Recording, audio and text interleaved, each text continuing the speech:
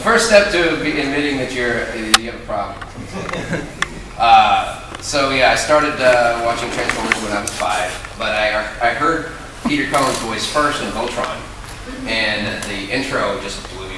That was back before TV was quite the magnet. I mean, it wasn't as bad for kids back then because it was still like I didn't just glue myself to the TV. I still played games, whatever. But it caught my attention because it was just on, and then I heard Voltron, Defender of the Universe, and I was like, what was that? And I didn't know what it meant. I just I want to be that voice one day. I didn't know what that means. You know, I didn't know who it was. I just wanted to be whatever that was. I wanted to do that. And then I heard him again as Optimus Prime and Transformers, just instantly hooked. So when I was 5, I started doing, well, actually I started doing my first voice when I was 4, besides my own. My mom was like, I can do Grover really well. And I was a very competitive kid, and like, I bet I can do Grover better than you can. So I did Grover. We only had PBS. We didn't have Saturday afternoon cartoons back then, or Saturday morning cartoons, or weekday afternoon cartoons. It was just PBS. So Sesame Street voices, you know, Ernie, Bird, and, you know. So I just started doing impressions of them, and then when Transformers rolled around, no pun intended, I started doing Transformers impressions and got hooked on the toys, and just kind of opened up the door for all cartoons because I was just really fascinated with voices and just sound in general. But back then, as everybody here knows, they didn't put who did what voices, so we had no idea who Peter Cullen was or which one was Optimus. So when I was a teenager, my brother started working for a subsidiary of Google, which is, back then they didn't have any information on voice actors yet, and Google was still in the process of building their database for searches. So my brother worked for a company called ODP, and he started compiling information about voice actors because there wasn't any out there. He was the first one to find a picture of Lorenzo Music, who does the voice of Garfield. Yeah. So it was like a bunch of stuff that nobody had ever searched for before, and he was starting to put it together in a cohesive, you know. So we started finding out who Peter Cullen did and which characters he voiced, and you know, because we weren't the only ones that wanted to know, like, who did this? I want to know who did Astro Train. You know, we did, not everybody knew. So he started putting together ones for Jack Angel and all these other guys. And then he ran across Pat Fraley, and he found that Pat Fraley already had a website. Now, if you don't know who Pat Fraley is by name, you probably recognize his voice from Ninja Turtles. You know, that was, you know. So he had this online, course that he offered on cassette. That's these magnetic strips of audio tape. It requires a cassette player to play them. And it was called Creating Characters, and I basically just memorized the things. In fact, we played the tapes so much we wore them out and broke them and had to tape them and replay them until we just couldn't tape them back. Couldn't tape the tapes anymore. And then compact discs came out, so we were in those. That was back before everything was digital. And then a website called voiceoveruniverse.com came out, and I started just really looking and finding out everything I could about voiceover. And I'd always done a lot of impressions, and I put together my first demo when I was a teenager. I guess I was like 17, 16. And I made the rookie mistake of just doing all impressions. Like every cartoon character that I knew I could do, putting it in a demo. And they had a place on the site where you could submit your demo for a review and critique. That was a bad idea. So I had a very famous voice actor I won't mention that ripped me apart in the comments. He's like, you're 15 years away from a career, you'll never get in this business doing impressions, that's not how the industry works. I mean, it just went off. He just tore me. Instead of letting it destroy me, I'm like, screw that guy. I know I could do this. Which is funny because ironically looking back on him, he does a lot of impressions for his career. He fills in for a lot of actors that are not around anymore. So, I mean, I shouldn't have listened to him anyway. He just saw competition probably. Anyway, so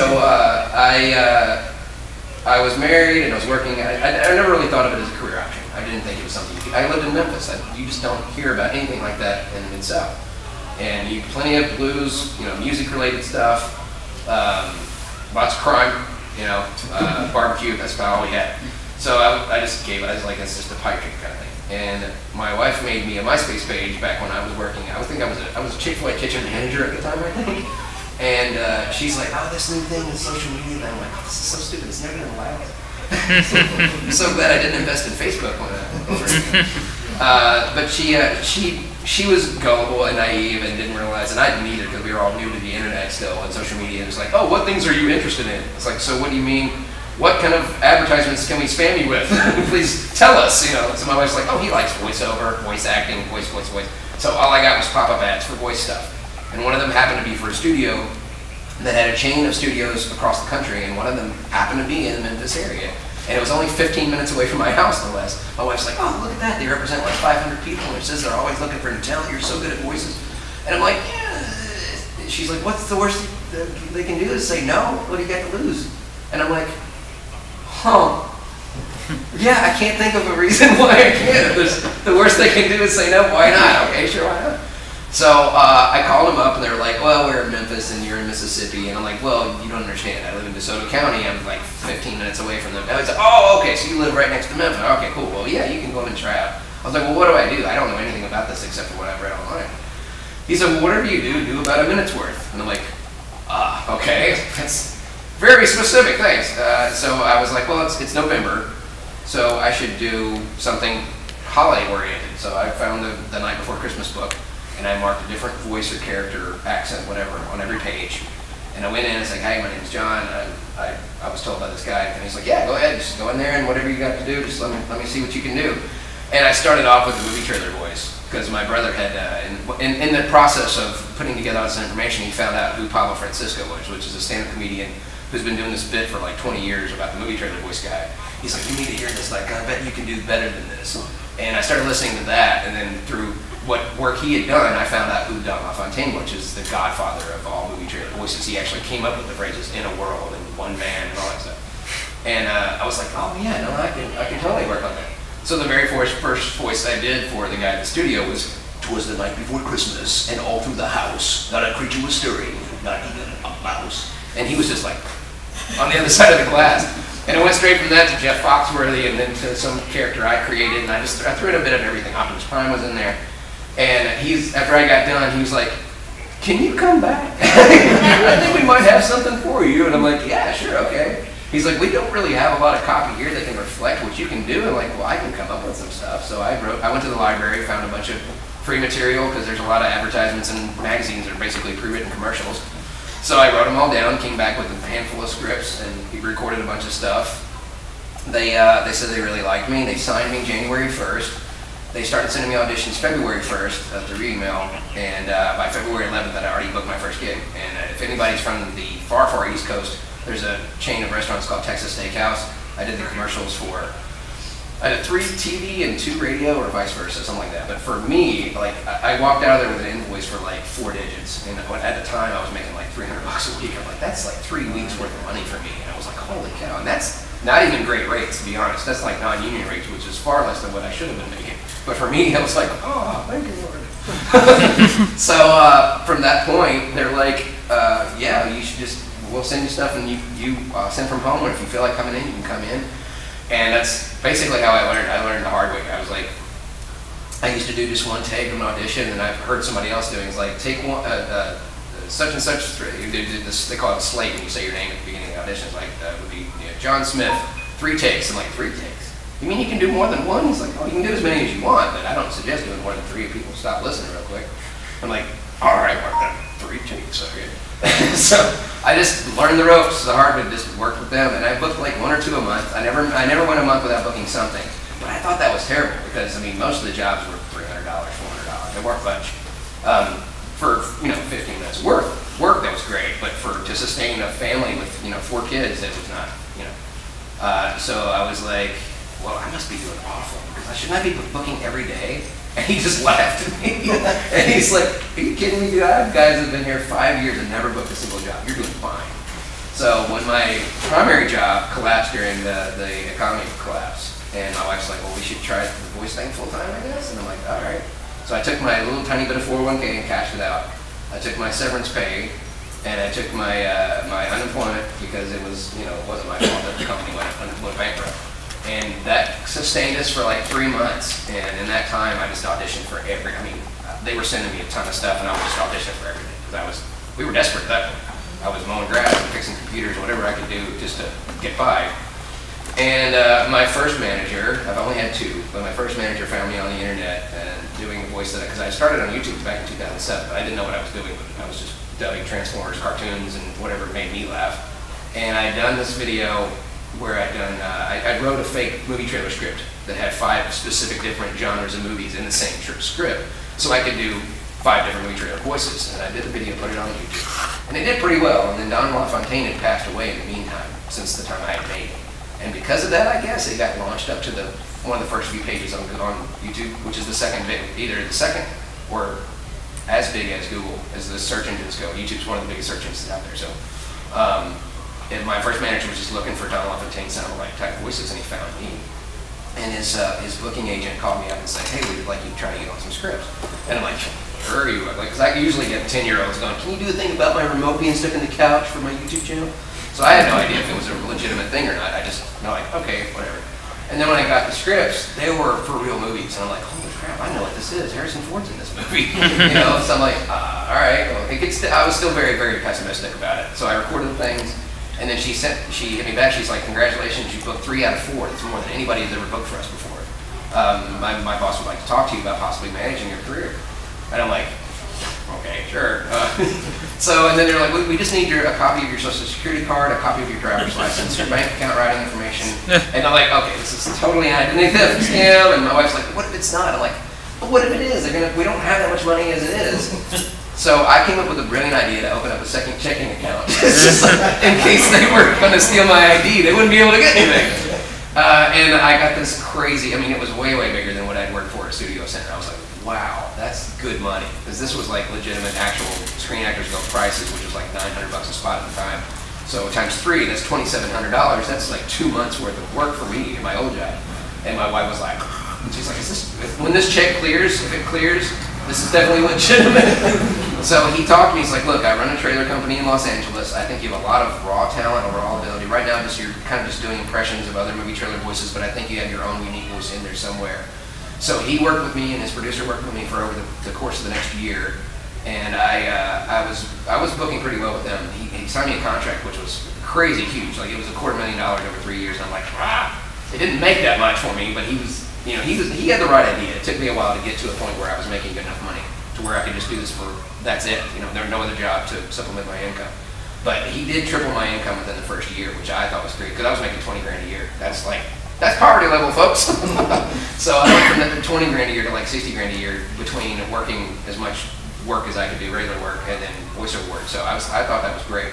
He didn't think it'd be great. He was like, no, you're better than this. You're one of these days you're gonna make more than this. So he booked me for a couple of 100 movie trailers in the next couple of years. Most of them were like direct to DVD, or they were international spots, but some of them were for big movies. Book of Eli, I did the Machete campaign, I did the entire Smurfs campaign when it came out on TV. So yeah, the Smurfs coming to Blu-ray and DVD, that was all me. And then the same video that I had made in 2007, the guys from Honest Trailers found on the internet, and then by that time I had updated the description to add my website that showed all my trailer work. Because when I first made that video, I wasn't a professional voiceover actor. And he looked me up and he's like, dude, you actually do this for a living. It'll be so cool to have a real movie trailer guy on our videos. So he's like, have you ever heard of us? I'm like, no, should I? I don't really watch that much YouTube. So, and he was like, well, check him out. And I remember thinking that the writing was really funny.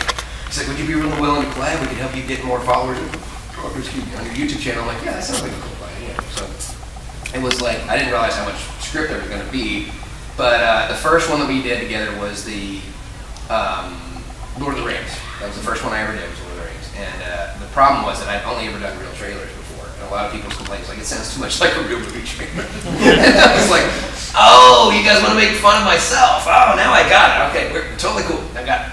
So once that kind of clicked, I started just kind of making fun of my own self. So I'm really not even doing my normal trailer voice. I'm doing a parody of my own self. And that just kind of blew up to the point of that being so big that it helped me with other career opportunities. In the meantime, I had to backtrack a little bit because this is one of my favorite gigs that I ever did, and it led to something much better later on. One of my first jobs, the second month I was with Studio Center back in 2009, was for Hasbro, and I was so freaking happy because I got an audition for Clone Wars. And of course on my bucket list was to do something Star Wars and to be the voice of a toy. Like, who doesn't want to play with himself in public and not worry about it? Careful, man! I said not get in trouble, because you're technically not doing anything wrong if you're playing with a toy that's got your voice in it. So they auditioned me for D. Bradley Baker's character, Captain Rex, because that's how I found out that Hasbro hired union actors for the official cartoons, official games, and official movies. Anything else was a sound-alike. The commercials were sound-alikes, the toy voices were sound-alikes. Any content that was made for online purposes, those were not the original voices. In fact, if you think back to the Transformers Prime cartoons, when the commercials came on, you notice they redubbed the cartoon clips with different actors. Those were not the original cast. So even the clips from the show had to be redubbed for the commercials, which is weird. But that's just the way Hasbro worked. For me though, like not being union at the time, because that was 10 years ago, I was just so happy to book Hasbro thing. So the reason why the story is funny is because they sent me the audition, I instantly like, it's freaking Star Wars. I told my wife, it's Star Wars, I got the power went out. The power went out because I forgot to pay the bill and I had to leave for work at 3 o'clock and the audition was, so I called them, I paid it right away. I just forgot, and they're like, well, we can't turn it back on to 4:30. And I'm like, I have to leave at 3. So I knew I couldn't record it that day, so I called the studio and begged them. Like, please let me audition for this. I'll record it as soon as I get home. I'll be home like midnight somewhere around there, and I will have it waiting for you. They're like, all right, if you can have it waiting on us by tomorrow morning, we'll still submit you. And I'm like, ah. So I knew at least I could sleep at night knowing I'd given it a shot, because I would hate myself if I had the opportunity and didn't take it, not knowing, well, could I have gotten the job? I don't know. I didn't get a chance to try out. So I tried out, and months went by, I didn't hear anything. It's like, well, you know what? At least I gave it a shot. And, you know, now I won't have to, it won't bother me. And so they called me back, and they totally deflated my great news. Because they're like, hey, you got the Transformers gig. I'm like, Transformers? I didn't even audition for Transformers. Like, oh, I'm sorry, it's Star Wars. I'm like, Star Wars? Are you kidding me? You can't lead with Transformers and then come up with, what's Star Wars? Because now it's just totally ruined for me. Because I like Transformers back. So anyways, I think they sucked the joy out of my good news. And then I went into the booth, and it was one of the coolest sessions I have ever done. When they connected, they call it ISDN, is how they connect from studio to studio. And as soon as they connected with Hasbro, I heard Transformers animated Bumblebee. Like, Transformers. And I found out that the name of the Hasbro booth director, her name was Vicky, and she was just as big a nerd as we are, guys. Like, she knows her stuff, but she works for Hasbro, which makes her perfect for the job. It makes her God. It makes her freaking perfect. No, nobody makes God but God. Okay. So she was like really, really cool, and she started. And I was like, I got into voiceover because of Transformers. And Studio Center had this huge rule, like, don't ever do voices for the client unless they ask you to do the voices. So I couldn't show them all this stuff that I could do unless they said something. And I was like, the whole reason I got into voiceover was because of Optimus Prime. And she says, can I hear it? And the dude behind the glass was like, she asked. So I did the entire opening monologue from Transformers 2007 from memory. Before time began, there was the cube. The entire speech. And the engineer was like, did you just do that from memory, or did you ever written that? I was like, no, I did it from memory. She's like, holy crap, that was the best I've ever heard, and I worked with Peter Cohen. I instantly went, you worked with Peter Cohen? I didn't care about what I did anymore. It's like, tell me about working with Peter Cohen. So she was the one that directed the session for the Transformers helmet for 2007. And she said she was trying so hard not to geek out with Peter Cohen. She's like, Mr. Cohen, we need you to read for level. And he goes, my name is Optimus Prime. And she goes, yes, you are Optimus Prime! She told me how she got to go to Lucas Ranch and see like the 7-foot Star Destroyer on the table and like the Death Star, the actual Death Star from Return of the Jedi, unfinished on the wall. She's like, it was one of the coolest experiences ever. She's worked for Clone Wars, she's worked for Play-Doh. And then I never heard from her again after that session. I remember it being like one of the coolest sessions I ever did because she was just as big a fan as I was. And she was even asking, she's like, I have a hard time finding a voice for animated Bumblebee toys. And I was like, I could have done that. She's like, let me hear it. I was like, what's the matter, boss? I got to show your motherboard. She's like, that would have been freaking perfect. Where were you 3 months ago? I was like, I don't know, but I want to be a Transformers toy.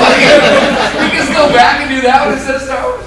And then just this year, I've been trying to find Vicky for 10 years. I feel like I just killed the 6-finger man. And I don't know what to do next. I've lived for revenge my whole life. I finally found that this year she showed up at Comic-Con. And the only thing I knew was her name and that she had red hair. That was it. And there's another red-haired lady that works for Hasbro, and every year Sarah's like, no, Vicky's not here. But this year I was at the Hasbro Pulse thing, and she had the sticker on it, and her name was Vicky. I'm like, did you work on Clone Wars like 10 years ago? And I started slowly talking about the series. She's like, okay, if I work for you, what's the secret phrase that I did, that I have all my voice actors say that nobody else knows? And I'm not going to tell you guys, because she swore me to secrecy, but I like whispered it. She's like, it's you! Yeah, I remember you! And it was like meeting an old friend for the first time. And I was like, I've spent 10 years trying to say hello to let you know how I've come from doing toy voices for you to actually working for Transformers. So yeah, that's one of my favorite stories that I have. But yeah, so I started going to Comic-Con, and eventually Mishima was there. and at the same time talking about the new Transformers Netflix, or the Combiner Wars trilogy that they were working on. And because they knew me from Honest Trailer and had my Honest Trailer shirt on, they were like, oh, and I did Optimus Prime. Like, holy crap, do you mind giving me your contact information? I'm like, yeah, here you go. And Hasbro was like, hey, would you still want to work with us? I'm like, are you freaking kidding me? Yes, I want to keep working for you. So they called me up and they said, we want you to be Optimus. They didn't audition me, they said, we want you to be Optimus Prime for Combiner Wars. I'm like, all right, cool. But I got to the session and they didn't want me to do Peter Cullen's voice. They wanted me to do my own version of Optimus, but it's still, I believe the term they used was new but familiar, which is a lot of people complain that it doesn't quite sound like Optimus, and this is supposed to be way in the past. He should be more rugged and more deep and more, you know, rough because he's been through war for even longer. And he sounded, in my opinion, was that he sounded a little too young. And but that was what they wanted, and you got to make the clients happy. And I was like, I just want to make the clients happy. I don't care what I want. I just want to make the clients happy. But they had me do the prologue thing. They had the 4 videos that came out on their channel before the series launched. And the Optimus Prime that I did, they let me just do a straight up call-in for that one. So it was like, my name is Optimus Prime, and I am no longer the leader of the Autobots. And it's like this really cool clip. I was like, that's going to my demo. It's gonna be the first voice of my freaking demo because it's not an impression anymore. That was a paid job. That's part of my professional career. That's part of my resume. And my agent submitted that to Paramount, and they booked me to do all of Peter Cullen's satellite for Bumblebee movie. And I'm like, yeah, all right, cool. I'm cool with being an understudy. I do this all day. And while I was there, I did like 4 sessions for Paramount. And while I was there, at some point, I remember getting an audition for more Transformer stuff. And they should never give auditions to a fan and give it a fake name, like we're not gonna figure it out. Because I'm like, yeah, when you put Starscream down and you put original G1, like I'm not gonna know what that means. Like any other voice actor would be like, what's a G1? What does that mean? What's a G1?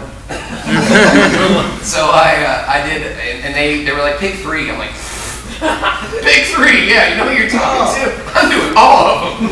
And I got the audition, I submitted all of them, and I thought felt really good about my auditions. And then I got the audition again, but from a different client. And I was very confused as to why. And I was like, fine, I'll do it again. So I did it again, and then I got it a 3rd time. And these weren't callbacks, they kept just frisbeeing the auditions around.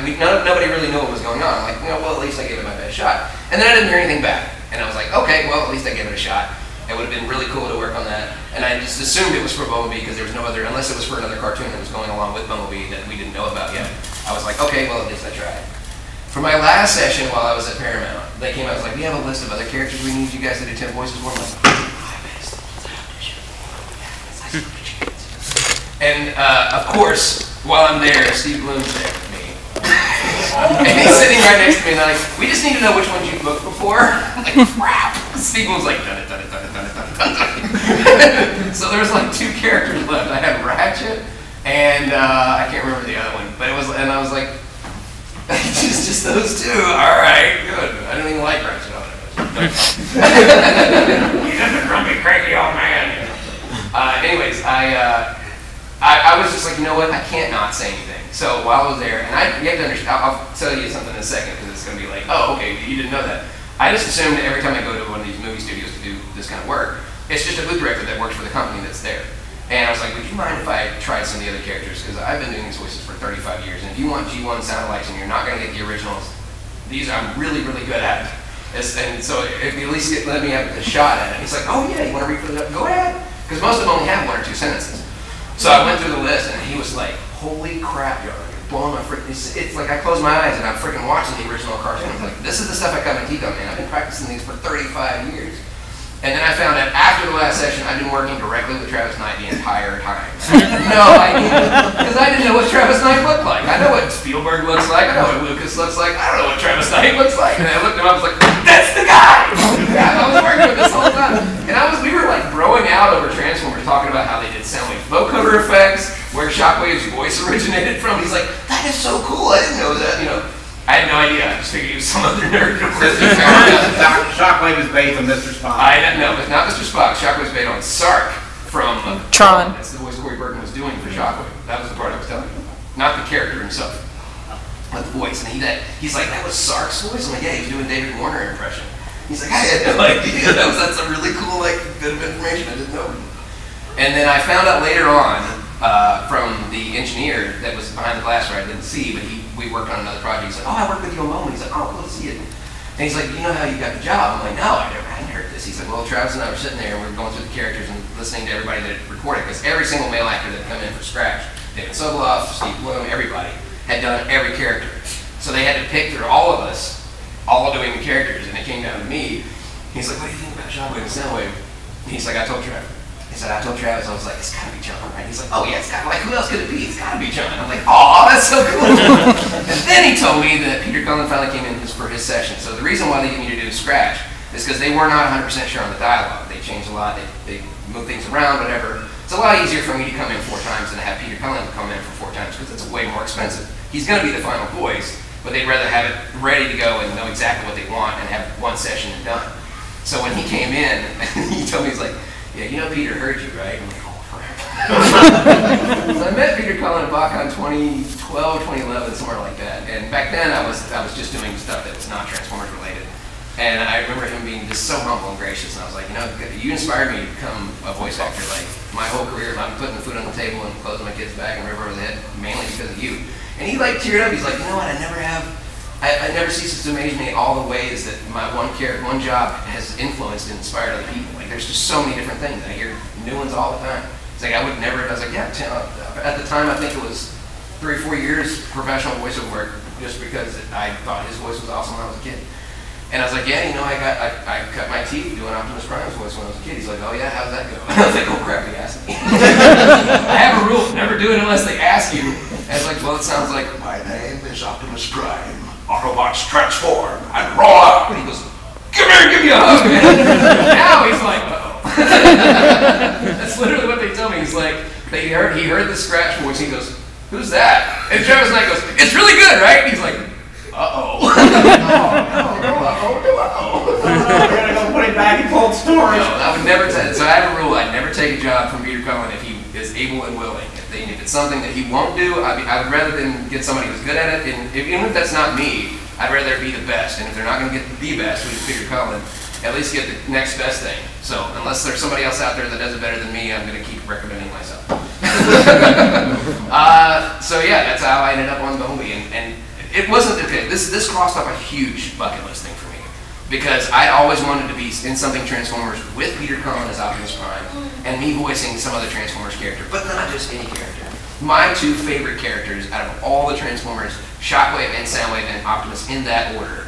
And I got to voice Shockwave and Soundwave in the scene directly with Peter Cullen talking, because it's like me, him, and then me again. I'm like, there's a scene with me talking with Peter Cullen as Optimus Prime in a movie. Are you kidding?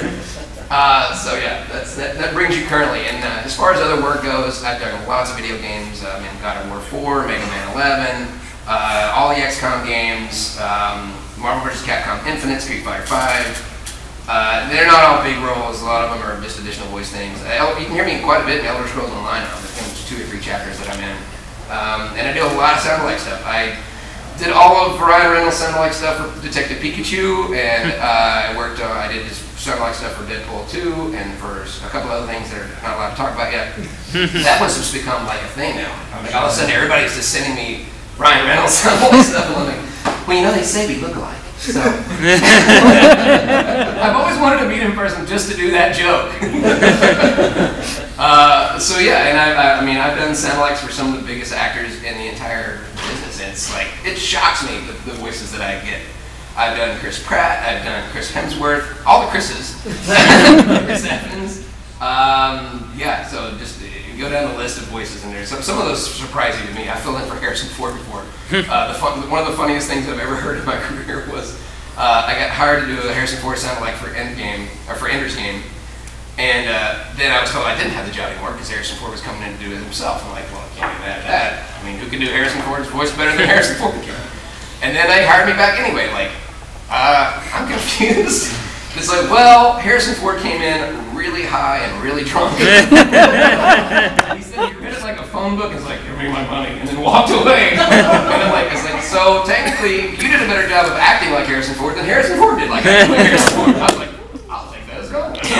So yeah, I really never know what I'm gonna get, but I do a lot of sound-alikes, a lot of games, a lot of whatever I can get. I'm just one of those multi-tools when it comes to voiceover. A lot of voice actors are really good at one specific thing, I'm just like, throw me everything you can, and I will, unless I'm specifically requested, because that is a hard stinking job. There's some jobs I just don't want to do.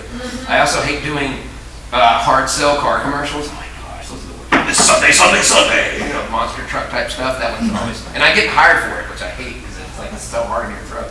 I did one of these jobs for Tosh.0 that was literally an Optimus Prime voice, but it was his trailer voice. Because I don't know if you knew this, but back in the '80s he did a lot of trailer stuff. In fact, there's a great and living color sketch still on Fear and Tomorrow. I won't do that because there's children present. So yeah, I just, whatever they throw my way, I just try. I treat it like a home run derby, man. I'm just like trying to knock every single one of them out of the park. And if I can get close, that's usually good enough for most folks. And it's a lot about turnaround time too. Sometimes, what I've heard a lot is that not only can I do good sound-alikes, but I can also act like the actor. And a lot of sound-alikes can't act. They can sound alike, but they can't do the performance part. Because when I was working on Peaches, we actually tried 2 other guys. I'm like, you tried 2 other guys that are right here. Hey, oh, hey. They're like, yeah, don't worry. They came in. They can only do this voice the one way, and every single sentence sounded the same. And every single one of the sentences they gave, all sounded like this. And like, so I guess they just knew how to do it that one way. They couldn't actually act like they were Ryan Reynolds. And I'm like, okay, well at least that gives me a little more job security. But that brings you current to where we are now. So unfortunately, there's no new things I can talk about just yet on any Transformers fronts or any other fronts. So I've told you all the things that are out and about that you can actually hear and see me. Oh, there's a few animes. I'm still working on getting an anime. Anime is not paid very well, by the way. It's literally just for the experience and to have. For me, it's like paid practice almost. It's like I'm learning from some of the Todd Habercorn. I don't know if you know him. He was, he was Spock in the abridged Star Trek series. He does tons of anime, but he also casts and directs, and he just keeps hiring for additional whatever. I've got directors now that don't tell me what I'm doing. They just cast me, and then I have to show up and figure it out when I get there. So that's always fun. And the last one I'll do before I answer questions, because I always get this question a lot and I have a new answer for it, so it's my favorite. So a lot of people ask me what my favorite voiceover job is, and I have a new one. I used to say, anything Transformers, anything character. Now I have a new one, because there was a few times where Detective Pikachu, they hired me. It's like, we need you to come out to Legendary Pictures and record. We can come to Warner Brothers. And I would be like, okay, I'm going to put my clothes on and get ready. It's a 30-minute drive, and I'll get 5-10 minutes away. They're like, they canceled the session. You're still going to get paid. I'm like, new favorite job. Squat, let's go back home. Yeah, so now you're all current, so if you have any questions, feel free. Yes? Would you mind having Soundwave, Shockwave, and Optimus Prime talk to each other? Well, like Scott McNeil. I can try. I'm not a script. It's going to be pretty hard. Soundwave, I believe we have landed at TF Expo. Your calculations are correct, Lord Shockwave. What are you two doing here? Autobots only.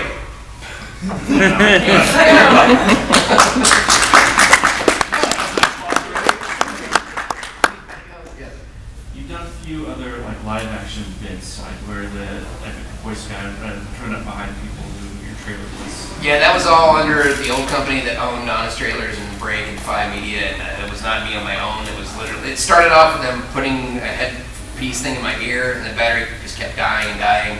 And to be perfectly honest, some of the people that were behind the primes were asking me to say things that I wasn't comfortable with or felt appropriate. And a few times I felt like I even crossed my own standards a little bit, because I didn't want to offend anybody. I didn't want to hurt anybody's feelings or make anybody mad. It was more like, I want to make somebody laugh or smile, because they realize, oh, wait, they're describing what I'm wearing or whatever. But yeah, I had nothing to do with any of that other than it was something I was hired to do because I was already working for the company. Sorry. And the ride-alongs, yeah, all that stuff was all them. It was just an interesting time. Yeah, I have a face for radio, so I don't really pursue on-camera stuff. So that whole Mitsubishi commercial thing was a total fluke. They saw the same videos, like, we want to do that. I'm like, well, they own the rights to it, and they basically said I can't do anything outside of them. And that company doesn't even exist anymore, so I don't know. No, you can't leave. It's not over yet. Mitsubishi commercial, did they actually set that up with actors? No. Those are all. Well, okay. I'll say it to you this way: they were actors, but they had no idea what we were. They actually told everybody that I worked for Mitsubishi. That was a big mistake. Asked me about the card. I don't know. I'll give you an example. So you asked me about the card. I'm going to show you what I did. Okay, so can you tell me about about this card? What's the radio? Or oh, it's great. It's so great. That's what What kind of engine's in this thing? Oh, it's got the best engine. Are you kidding me? Like, the engine's so good. That was the whole thing. Every time they would ask me, like, so how much gas? Oh, gas miles. Are you kidding me? It's so good. That was every single response. I had no idea what I was talking about. And yet I convinced them that I worked for Mitsubishi until we were in the car. And then, like, and they're like, but one guy was went off the road. Buckle up. They knew they were in a commercial. It wasn't a hidden camera prank. They knew they were in a commercial, but they literally thought they were just going for a test drive. And until we did it for the first time, they had no idea it was a movie trailer or a voice actor of any kind. Because I've been telling them all this random nonsense stuff about the car, and I was like, I don't know, V6, V4, I don't know. V something, I'm sure. I'm pretty sure it's got lots of horses in it. Because I know a squat about cars. It's like when RC told Jack about that, you know, can you build and then test it? You know, like, I don't know what the parts are in. Yeah, so. Any other questions? Yes. This is just purely curiosity. When you're recording an audiobook and you screw up, do they make you do the whole chapter again, or just? No, just pick up from that line and keep going. It's just that job's so brutal. Oh, there's so many lines, no matter what you. Well, the one I was told it was a small book. It was 437 pages. It took a week to record, and the last day, so I wouldn't miss my flight, I recorded for 18 hours straight. No. Minimum breaks, and it was my first audiobook. I was given the book 2 weeks before I recorded it. Not enough time to read it through. Most people get it like months in advance. And they're like, oh yeah, I've read it through 2 or 3 times. I'm really familiar with it now. I had 2 weeks. I didn't even get through the first few chapters. It was a military book about the guys who killed Bin Laden. So there was all this military jargon, and there was these foreign countries and cities that nobody there knew how to pronounce. Like, nobody. They kept like, because we were doing it during the weekdays, like the guy who wrote the book, they couldn't reach him to find out what it was called. And I kept saying things wrong, and I made a mistake, because you never read the comments, right? You never read the comments. I made the mistake of finding the book online, and I was like, oh, people have reviewed it. This ought to be fun. The number one comment was like, well, clearly the narrator doesn't know anything about them. I'm like, you're absolutely right. I had not a clue what I was doing, so I did the best I could, and I'm going to take that as a compliment, because I tried. Yes, follow-up question. Yeah, not related. What would you say your go-to like voice recovery drink is? Normally I don't drink this kind of stuff because getting stones, but mainly just for the caffeine for the convention. But normally just water. Water, honey lemon tea. Zinc's very helpful. You should take zinc anytime, like, because it helps build up it helps you recover way quicker. There's some other grosser methods, like Eddie pot, where you put the thing in one nose and pour it out the other. Yeah, it's not fun. It does help though, especially if you have sinus issues or whatever. But yeah, you can gargle with warm salt water. Don't swallow it. Terrible. I just splashed my face last week. It was not fun. No, it does not taste good. But yeah, I think that's the main stuff. Zinc and honey lemon tea and gargle warm salt water. Yes. How does your family feel about this? Your kids, depending on how old what they think of you doing Optimus? Oh, are you kidding me? My kids are fans because I'm a fan. So I started introducing them to Transformers as soon as Rescue Bots came out. I started introducing. That was a good lead into the other stuff. And once I got a few of them hooked to it, I started showing them some of the other things that were in Transformers. And now my son's probably a bigger fan than I am now. My 13-year-old. My autistic son, who's 16 but mentally around 3 or 4 years old, he doesn't have a favorite. He used to be obsessed with one particular thing at a time. Now he's obsessed with lots of different stuff. So he's obsessed with Mario as well as Transformers as well as et cetera, et cetera. He likes a little bit of everything, but he used to like Transformers a lot more. And #1 request every day long, hey, can you record more stuff for my leapfrog or whatever. So yeah, they're big fans too, and it drives them crazy that I don't tell them about other projects. It's just us. I'm like, you guys cannot keep a secret. I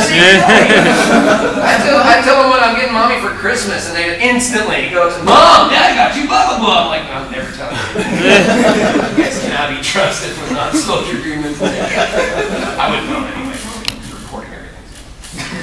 That's what's watching, guys. Their eyes are everywhere. Is that a Transformer? Hey, look, I was Optimus Prime. Anybody else? Okay, well, thanks for coming. Yes.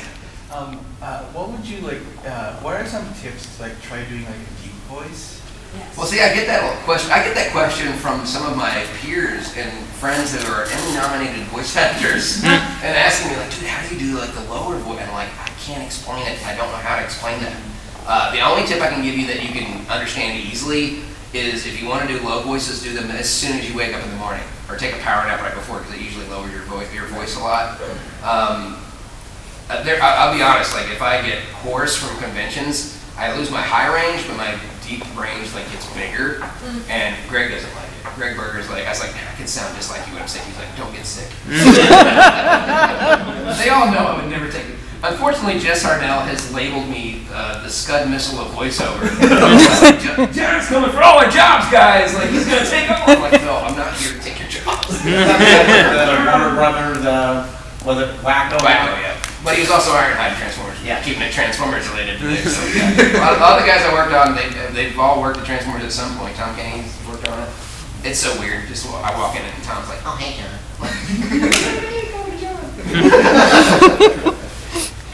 Yeah. So is there any particular character you voiced or whatever that's been really hard on your? When I worked on God of War 4, this is a great story. I don't know how much more time we have. Oh, we got. Okay. So I'm gonna turn this off before my wife texts me. I'm still on a panel here, no big deal. So when I got booked for God of War 4, how I got the job, they sent me this audition that was in Ancient Norse. Like, I don't speak Ancient Norse, do you? And not only did they spell it out in Norse alphabet, which I don't know how to pronounce, they spelled it out phonetically. That didn't help at all. So I was like, you know what? If I want to get this job, I'm just going to have to fake it like I know what I'm talking about. So I just said, and I just did like 3 big guys with voices. And when I came into Sony to record, they're like, dude, you were like, holy crap, you sound like a freaking Viking. Like, I had no idea what I was saying. I was making up noises, y'all. And then while I'm working, I see them on IMDb looking me up to find out. I was like, is that a good sign or a bad sign? So the funny part of the story, though, is they flew someone in from Iceland to make sure that's how accurate Sony was with God of War. They wanted it to be legit. So we had to get, like, I couldn't audition my way through this one. I had to actually say it right and perform it, and in a big, deep voice, which was, so I'm the largest of the Hellwalkers in God of War 4. So the great big guy that's super freaking hard to kill, that's me. Both the living and the undead versions, spoiler alert. And I'm also a lake spirit. If you go to do the Lake of Nine, there's 5 lake spirits, I'm one of those guys. So when I was doing the Hellwalker, I made a mistake. I was on this health kick. And I'd heard this story on the radio about this guy who, he was like 400 or 500 pounds, and he decided he was going to walk to Walmart for his food every day instead of getting fast food. Every time he was hungry, he was going to walk, and his local Walmart is a mile away, so he'd walk to Walmart, get the food to make his meal, and walk home, prepare it, and eat it. And he did that 3 times a day. And I was like, okay, so he was doing 6 miles a day. And they said he lost like 200 pounds in a year. And I'm like, okay, well, this sounds like something I need to test to make sure it's true. So I started trying to do 6 miles a day. The day before the God of War session, I did a 12-mile hike. Oh. My buddy didn't tell me it was 12 miles. He told me it was 6, because I was trying to stay around 6 miles a day. But he's like, oh, it's 6 miles. He didn't mention 6 miles uphill. That was 12 miles. I'm like, you don't know how to math right. All right. So it's twice what you said it was. I didn't think a thing about it. I've been going every day. I've been doing it for a couple months. I thought I was fine. And then I had to get electrocuted. So like, okay, we need you to be electrocuted because they have the bolt arrows. So when I do a video game, I'm very physical. I get friggin' into it because I'm like, this should sound as close to the real thing as possible. And if you're faking it, they can tell the difference between somebody in a booth doing the voice and they actually, because it takes you out of the game when the character doesn't sound like they're really doing what they're doing. So I physically got, as soon as I did that, every muscle in my body seized up, and I have a full mocap like camera thing on my head, flat on the floor. Are you okay? I'm like, I'm good. It's like I hiked yesterday. Yeah, that was a brutal session. And what's funny is like usually when it comes to video games, I'm more worried about the efforts. That kind of stuff usually just brutally tears your voice apart. They're very kind about making you do it last. But I was actually more nervous about the Norse part than the efforts for once. Because I was like, holy crap, I have to accurately speak Norse. And the whole session is going to be in Norse, guys. No English words whatsoever. So I was like, I'm looking forward to the efforts. I know how to do efforts. They're not in English or in Norse. They're just efforts. Yeah, that was a brutal session. But you know, it turned out I played through the game and it freaking sounds great. So I'm like, yeah, we won game of the year last year too. We beat out Spider-Man, guys. Who knew? Anybody else? Yes. How often do you record from home nowadays? I try not to. I live in LA. If you know anything about LA traffic, it's a lot worse than the traffic from here to the airport. So I try to record as much from home as possible. I don't want to have to put this. I don't like to talk about how much I work because I'm always nervous it's going to make other voice actors feel like they're not getting what they should get if I'm getting this much, or maybe I'm not getting as much as, I just feel like that's my stuff, not your stuff. But I'll just say the majority of my stuff that I record from home. If I get anything animation or video game related, I try to go to my agency to record it because I feel like another brain is a better idea than doing it on my own. Because they may know something I don't, or maybe I think it sounds, you know what I mean? Like, you're always like, oh, I think I did great on that, but maybe you need a second opinion because maybe you didn't do so great. Yeah. So yeah, I like going in and getting a second and third opinion on any character related stuff because that's my favorite things to do. Because everything else is, you know, commercial work, it's all pretty much the same, it's all pretty standard. And everybody else is going to be doing kind of the same thing. We want a unique voice that stands up. Yeah, everybody's going to sound the same. They're all going to do this read because it's a commercial that's written a certain way. They're all going to do the same thing. It's that one person that does a little bit different that's probably going to get the job. So I mean, I've learned a lot from doing coaching sessions I've coached with Rob Paulson. I've coached with Chris Zimmerman, who's the casting director for a lot of stuff that you know, Cow and Chicken. Charlie Adler, who is Cow and Chicken and Starscream in the 2007 movie. He doesn't remember Super Bowl at all. He doesn't remember working on the old cartoon at all. He remembers the movie, but that's it. But he's a good voice director to work with as a coaching director because he is not kind. I mean, he's not mean, but he's honest. And I prefer brutal honesty over somebody patting you on the head and going, good job, little buddy. Just come back for the next session. It's only $1,000 an hour. You know, I'd rather have somebody go, that sucks, do it again. You know what I mean? Because I'd rather just rip the Band-Aid off. Just tell me what I'm doing wrong because I want to learn how to do it right. So I kind of compiled my own way of auditioning and stuff. So most of the stuff I know how to do just fine from home. And I'm still, most of the stuff that I book though is all very last second Soundwave stuff. And half the time, I don't even know who the actor is they send me. I don't even have time to look them up. They'll say, hey, send me your reads back within an hour. I'm like, it's 3:57. You mean by 5? Like, no, by 4. 3 minutes. Listen to this, record it, and send it back. And I'm like, holy cow. Sometimes they're not like, okay, we'll give it to the next hour. And usually they don't need it back that fast, but they like that fast turnaround time, and they like the fact that I can just, either I can get it or I can't. And I usually know, like, as soon as I try, like, no, it's not gonna happen. There's been a few like, we think if you try, you'd be, you know. Sometimes I'm right and they're wrong. Sometimes they're wrong, they're right and I'm wrong. So I didn't think I could get Chris Pratt's voice either. I had to reverse engineer the crap out of that thing. That one and Jeff Bridges both. I had to kind of figure out, okay, so my process is, if I can't sound like them, who do they sound like that I can't sound like? So with Chris Pratt, I was like, okay, he kind of sounds like, if he was West Coast, he would sound like Owen Wilson. So I started with Owen Wilson. I was like, wow, you gotta respect these animals. And just like, you know, and I just kind of tone that down, do a little more of an accent, you know, a little more attitude, a little more swagger, a little Echo Blue, you respect these animals. And they're like, that's perfect. And I'm like, okay, if you say so, I'll take your money. So I ended up scratching for 3 different movies for Chris Pratt. And then Jeff Bridges, well, that was a really hard one. And what's funny is my manager actually got me signed with my agency, which is one of the, if not the top agencies, one of the top agencies in the entire country. And she walked in and she's like, he does the best Jeff Bridges sounded like, and I'm like, okay, don't raise the bar too high. Jeez. So, because I know other guys that can do really good Jeff Bridges, so when I first got it across, thankfully, thank you, Jeff Bridges, for not changing your character in the last 10 years or so. Because he's got this cowboy kick where he just doesn't do anything other than this voice right here. This is the one he does now. He doesn't sound like himself anymore. It sounds like he lives in the Old West. So when I first heard the voice, it was that character. And it was right after True Grit started that mess. And then every movie after that was all cowboy voices. And they sent it to me, and it was like, holy crap. Okay, well, he kind of sounds like Frank Caliendo doing an impression of John Madden. When I started there, you know, you got Brett Favre in the field, and you got the sweat rings right here, and you're, this is the place for Arthur. And then I just kind of toned it down, man, and just kind of like smoothed it out a little bit. all of a sudden, hey man, that's just like your opinion. Like you're so batteries in the rug and you're good to go. You know? And that's how I started over with Frank Galliano doing an impression of John Madden and going to Jeff Bridges. And then I took him over to Star Wars and then toned him down and gave him a, the surfer dude, and there you go. Yeah, that's how my brain works. I don't know. Anybody else? Yeah, I mean, nobody else. You can have more than one. There's no rules. Another follow-up question to that. What mic and preamplifier do you use?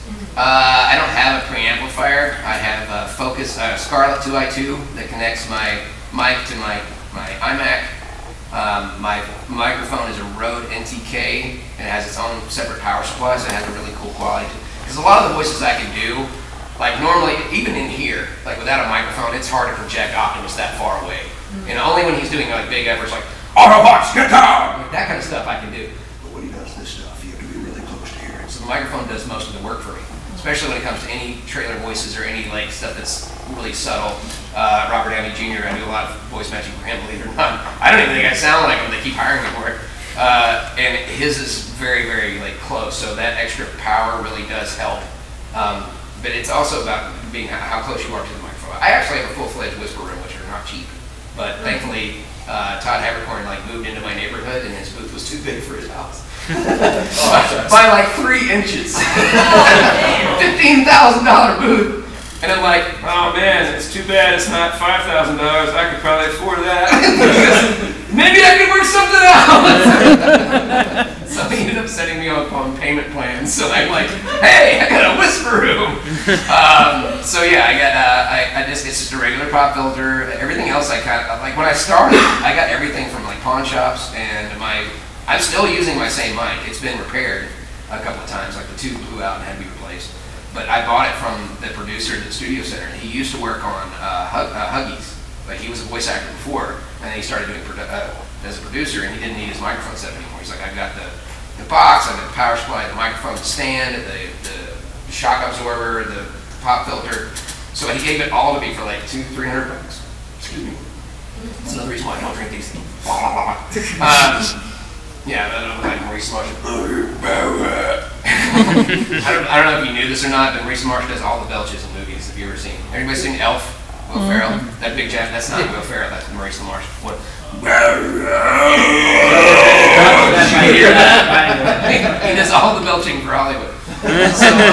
So yeah, that setup has lasted me, and I've been using free software for 10 years, and nobody seems to care. Everybody's like, "Do you have an Adobe Audition, or do you have?" I'm like, "I have an Audacity. It's free." Nobody seems to be complaining about it, so I'm gonna keep using it. So yeah, my first pop filter was a hanger with pantyhose stripped. I was very low budget, man. I just threw up clothes in the room and just anything that could absorb sound. Any additional questions to that? Yes. So how do you move from doing impressions to get really just creating your own voice? Because there's a lot of impressions you've mentioned, Frank Kelly and then probably. Oh yeah. When you're doing original character voices, you kind of have your own set standard like base voices, and then you get an audition, and you're like, okay, so which of my characters is the closest to that, and then you adjust it to fit the audition. And sometimes they don't even want a character; they just want you. They just want you and acting. How good of an actor you are. That's a lot of misconceptions about voiceover. It's like, I want to be a cartoon voiceover. That's mistake number one. Nobody just goes instantly into cartoon voices, especially not the top network TV shows. I mean, Tara Strong started when she was 16, I think it was, doing Hello Kitty's voice. So she's been in this career for her whole life almost. A lot of these voice actors, kind of like Steve Bloom, just kind of fell into it and doing anime, and then it just kind of exploded. In fact, he had a hard time getting into mainstream animation because they treat anime voice actors like they're not real voice actors. And it's just now, within the last few years, gotten to where, oh, you can do either or, that's cool, anime's cool now. So yeah, I have a lot of characters that I do that I don't share, because if you learn one thing about voice actors is if you can do a character that they can do, they're going to take it. they're going to audition for it, and then they're going to be like, they're going to be the voice that you came up with. I've got some voices that I've stolen from other friends. I'm going to probably use that, just so you know. At least I'm honest with them, though. It can be like just impressions of friends. A great character voice is a bad impression. Unfortunately, I don't do a lot of bad impressions. So I found doing impressions of female actors, nobody knows that they're female actors. And they're just like, nope, that's my character. You don't know. I do a really bad Jane Lynch that's really funny. So yeah, that stuff like that's really, really helpful. Accents are always great, but don't just, like, I can do a bunch of funny accents. Like, accents are more helpful in video games than anything else. But as far as like animation, which is mainly where your characters are going to come from, yeah, just you kind of have your own base foundation. I learned this from Pat Freely. Like, you treat it like Legos. You get your foundation, and then you kind of add things to it. So does he have a lisp? Does he have some kind of quirk, or does he have a funny thing that he says? That's fine. You know, like if he's from Louisiana, I've seen guys that are not from Louisiana that don't have a very good Louisiana accent, and one of the things they'll do with the script, they'll get a script and then they'll just add stuff to it. They'll make up words that don't exist. They're like, oh, I'm going down to the bayou on a base spot, I go found on see my whole bath by spot. And they'll get the job, even though only half of that was even in the script, because they added stuff to it that made it sound so natural. They're like, oh, he sounds like he's from New Orleans. They faked it. We're all just really good at pretending. That's all this job is. A lot of people try to make it like it's some, I mean, I'm not going to say anything about it, because there's guests of you guys have probably heard of these conventions that have said actory things before. I'm not an actory actor. I'm really good at pretending. If you can pretend to be in it, it's like, Ian McKellen said this, and if you've ever seen Life's Too Short, he said this on HBO, acting is just pretending to be another person. When I say, you shall not pass, I'm not actually Gandalf. I'm pretending to be Gandalf. It's really that simple. I mean, you're just pretending to be somebody else. And the people who get hired are better at pretending to be somebody else than everybody else. Anybody else? Okay, bye. Yes. Another one. Okay, So, this is the last one because I think it's over 2 now. well, this is short. So, Okay. whenever you send out files from recording, is it usually WAV or No, MP3, because especially if you're doing more than one take, anybody who's getting your auditions is getting tons of those. If you send WAV files and anything, AIFs, I save the higher formats for the actual client. Like when I'm recording for the actual job and I've already gotten booked for it. Anything audition-wise is all MP3, everything. Because it's much smaller, much more convenient, and there's also a file size cap for most clients. They cannot accept a file via email that's over 5 megabytes. So if the script's very long at all, you better hope that you only use a 128 MP3 file, or they're not going to be able to even get it. And then your agent's going to call you back, or whoever's going to be like, yeah, you're going to have to resubmit or cut some takes or something. They're not going to be able to accept it. And some places, like, they upload it to a server somewhere where they can just click on it, but most people that I've worked with are just like sending the file. So either you have to get Dropbox or some way to send a link to them. I used to recommend Google Drive with Gmail, but it is not reliable anymore. It only works with other Gmail accounts. It's the dumbest thing ever. So if you have anybody else that's got Yahoo.com, like, sorry, this person's not on Google. You can't send them anything. All right, everybody who's not here to see me, so I guess we should. Thank you, everybody.